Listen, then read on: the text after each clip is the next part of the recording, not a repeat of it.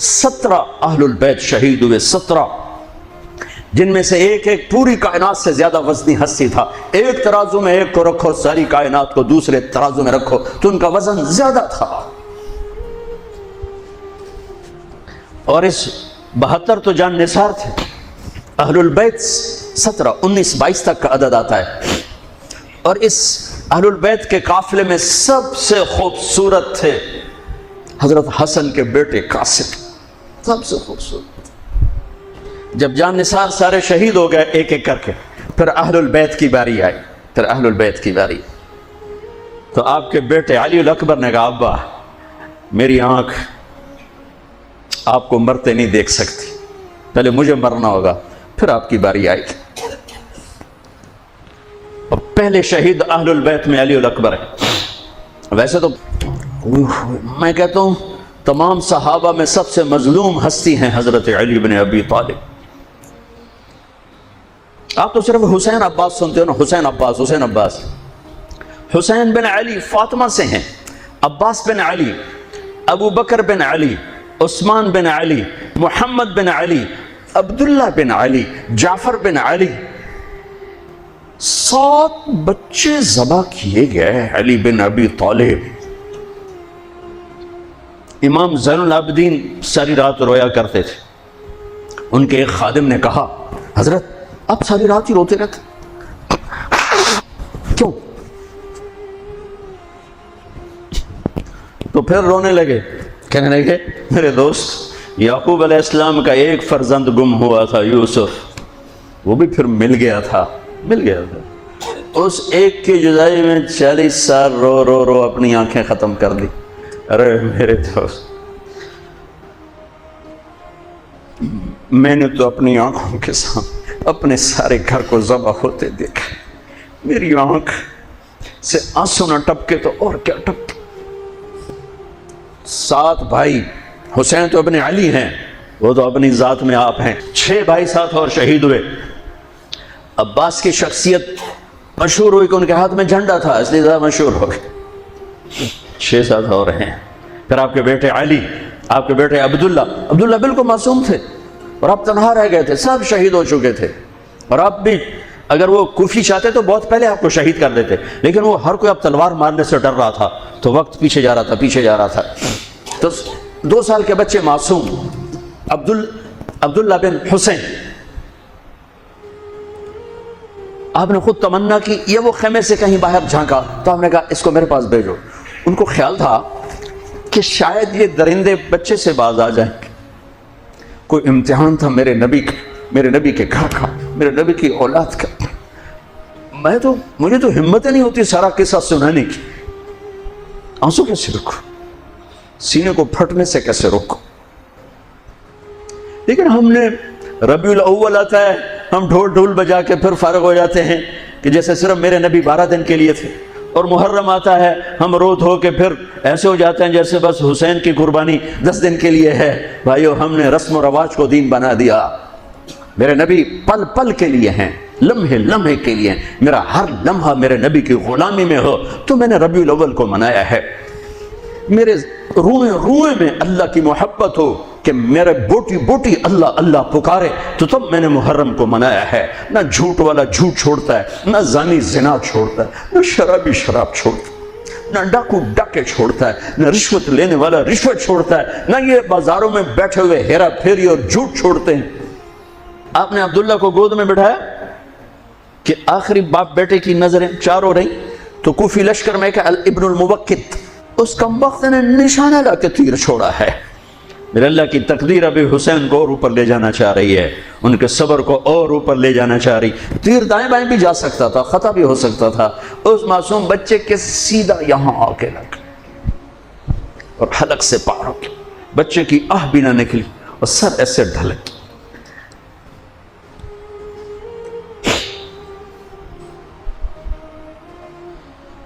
آئے دل ہی تو ہے نہ سنگ و خشت، درد سے بھرنا آئی کیوں۔ یہاں میرے نبی کے نواسے کا دل پھٹا ہے اور آپ نے اپنے بیٹے کا خون اپنے ہاتھوں میں ایسے لے لی، ایسے یوں گردن سے ابھر رہا تھا، یوں لے لی، پورا پورے لپ بھر لی پوری اور یوں آسمان کی طرف بلند کیا، اے میرے رب اگر تو اس طرح مجھ سے راضی ہے تو میرا سودا سستا ہے۔ یہ فیصل آباد والوں کو پیغام دینا ہے جو کہتے ہیں بچیاں نو کتھوں کھوا بھی ہے، بچیاں نو کتھوں کھوا، روٹی کتھوں کھاوی، مٹا دو کربلا کی تاریخ کو۔ سارا سال یزید کو گالیاں دینا اور کرسی پہ بیٹھ کے یزید بننا،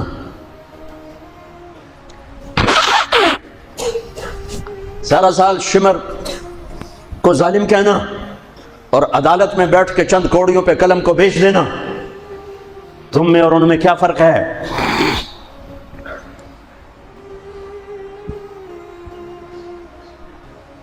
ہمارا دین رسم و رواج نہیں ہے، حقائق پر ہے۔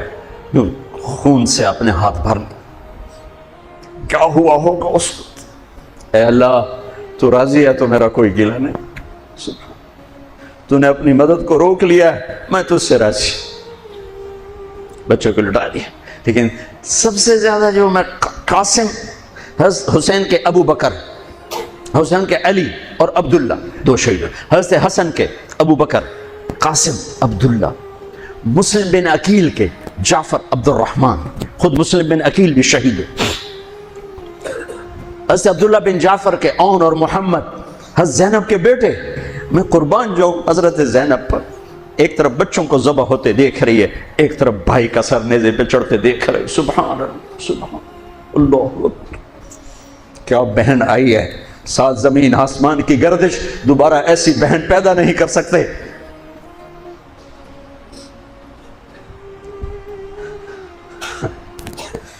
وہ جو گیت تم نے سنا نہیں میری عمر بھر کا ریاض تھا، میرے درد کی تھی وہ داستان جسے تم ہنسی میں اڑا گئے۔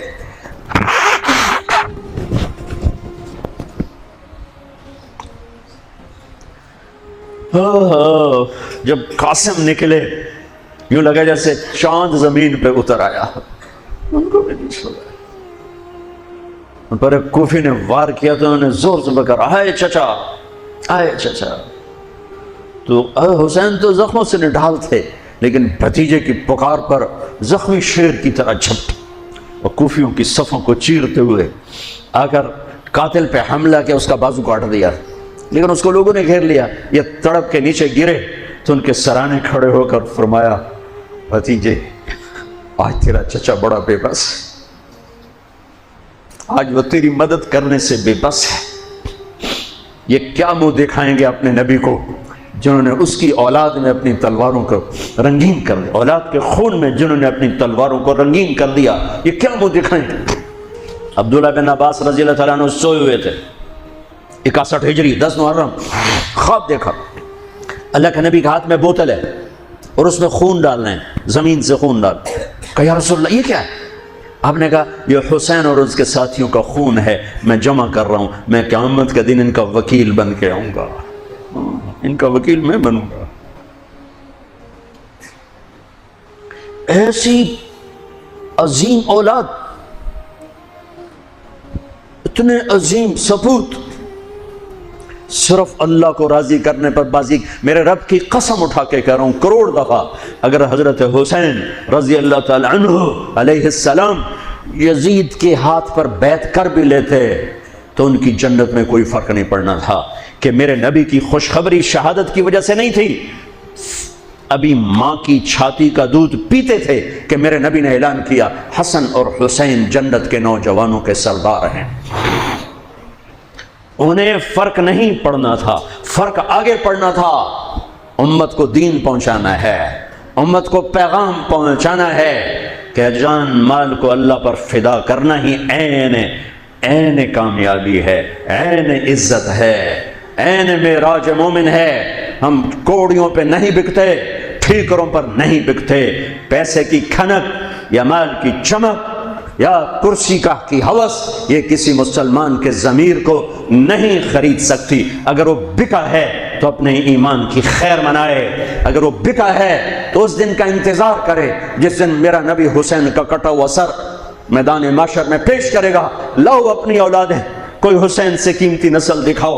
تم بچوں کے لیے کہتے رہے روٹی کی تو کھاویے بچنے کو تو پالیے, اے نہ کریے او نہ کریے تو کام کے میں ٹورے, لاؤ میرے حسین جیسا, لاؤ میرے عبداللہ جیسا, لاؤ میرے قاسم جیسا. یا اپنی تاریخ مٹا دو یا ان راہوں سے واپس آؤ. کہاں جا رہے ہو؟ کیا پیسہ ہی سب کچھ؟ یہیں رہنا ہے؟ موت پیچھے نہیں ہے؟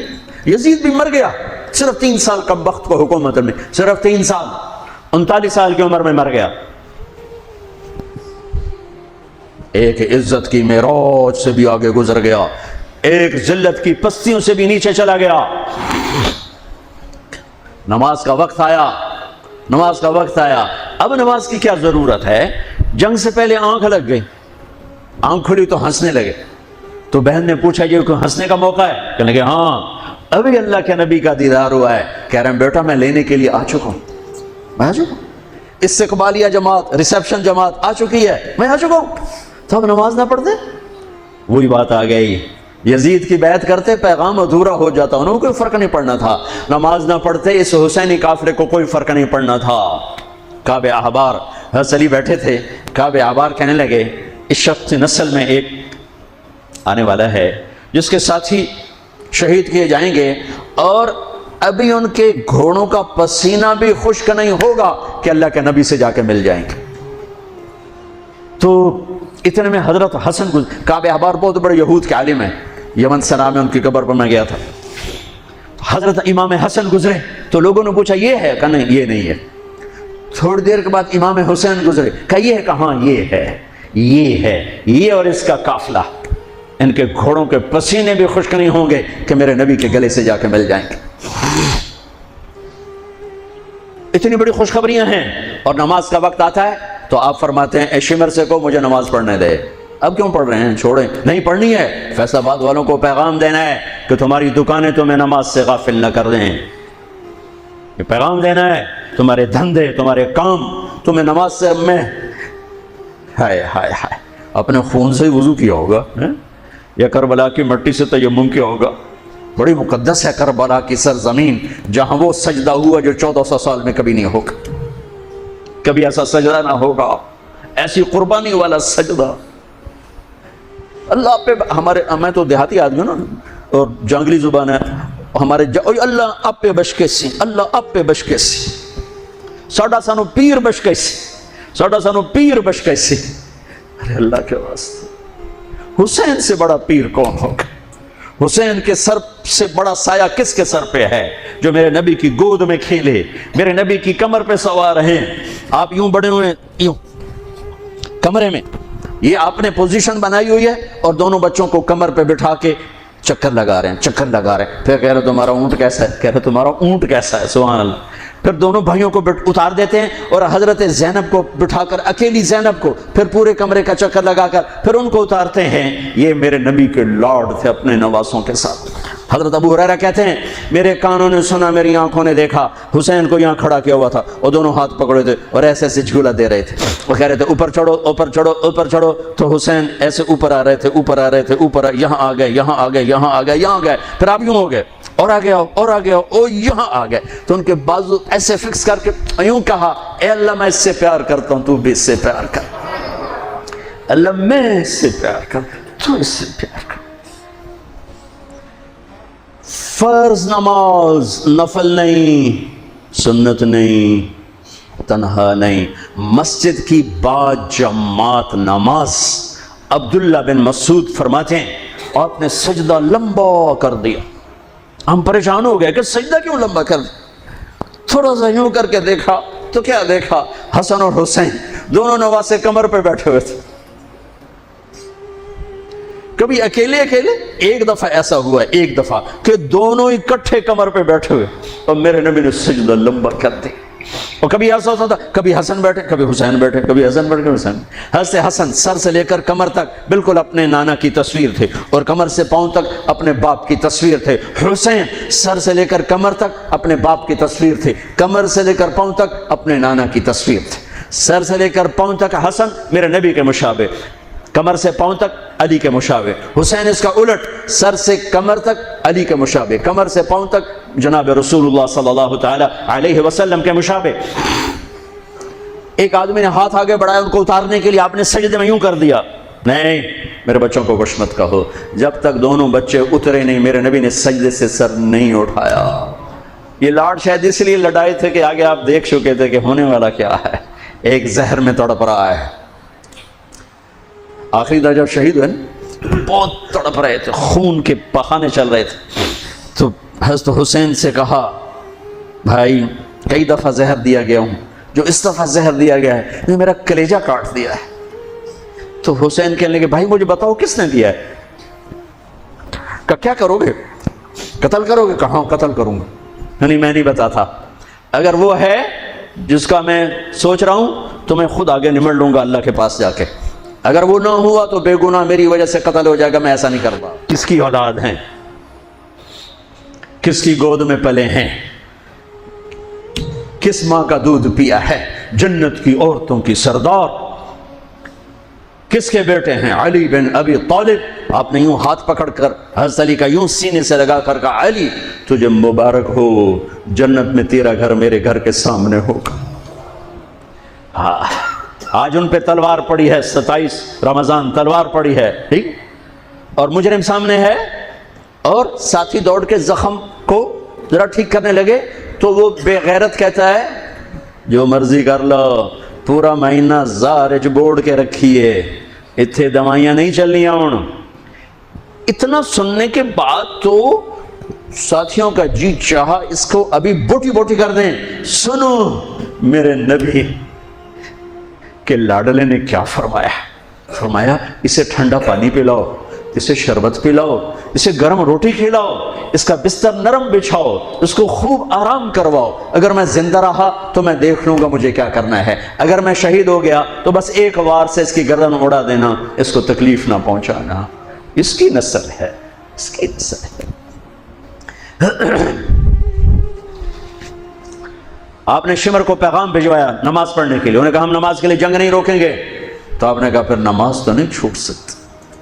فیصل آباد کے 8 بازار والے تو کہیں گے جی ویل دینا سے جی، وہ جی ویل نہیں جی گاہک بڑے ہیں جی کی کریا، تو میں نے امت کو پیغام دینا ہے کہ زیر خنجر بھی یہ پیغام سنایا ہم نے، سجدے میں جان دینا ہی تو مقصود زندگی ہے۔ کب چلو آدھے نماز پڑھو آدھے جنگ کرو، آدھے نماز پڑھو آدھے جنگ کرو، آدھوں کو نماز پہ کھڑا کیا، آدھوں نے جنگ کی، پھر انہوں نے نماز پڑھی انہوں نے جنگ کی، اور عصر سے پہلے سب کے سر کٹ کے نیزوں پہ چڑھ چکے تھے۔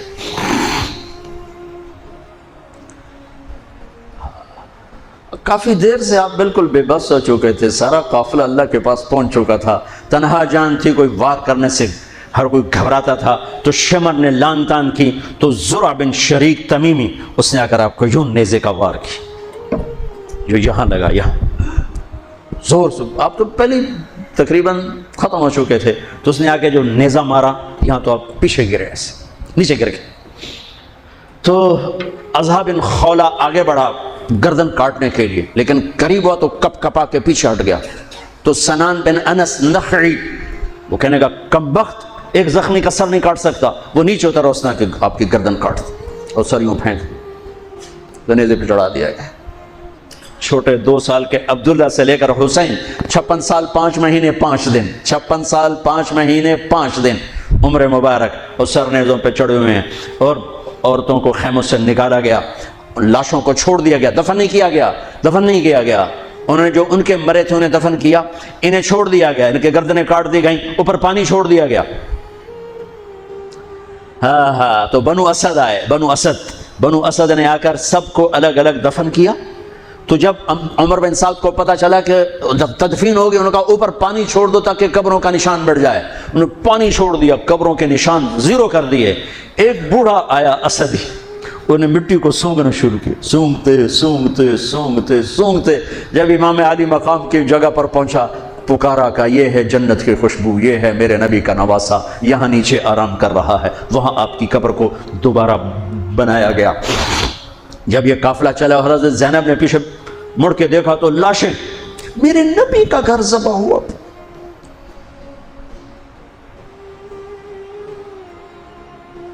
نبی کا گھر، میرے نبی کے لاڈلوں کی نسل.